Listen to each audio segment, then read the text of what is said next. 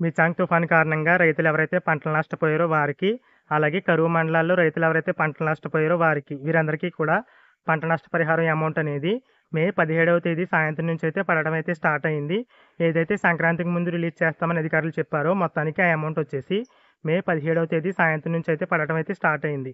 ఎక్కువ మందికి వచ్చేసి మే 18వ తేదీ నుంచి అయితే పడడం స్టార్ట్ అయింది. మే 18వ తేదీ ఈవినింగ్ వరకు కూడా చాలామందికి మెసేజ్లు అయితే వచ్చాయి. రాత్రి 11, 12 ఆ టైం వరకు కూడా చాలామందికి ఈ అమౌంట్లు అయితే పడ్డాయి. చాలామంది మాకు ఇంకా అమౌంట్ పడలేదని అయితే అడుగుతున్నారు కదా! మీకు స్క్రీన్ పైన ఒక ఆర్టికల్ అయితే చూపిస్తున్నాను చూడండి. ఇది ఈనాడు న్యూస్ పేపర్‌లో అయితే వచ్చింది.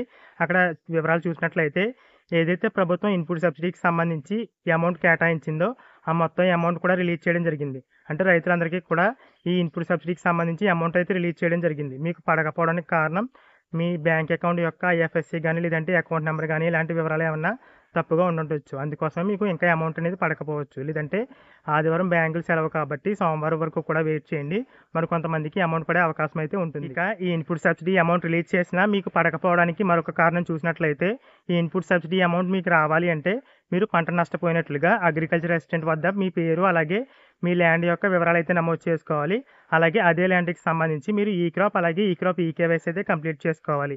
ఇవన్నీ చేసుకుంటే మాత్రమే మీకు ఇన్పుట్ సబ్సిడీ అమౌంట్ అనేది వస్తుంది.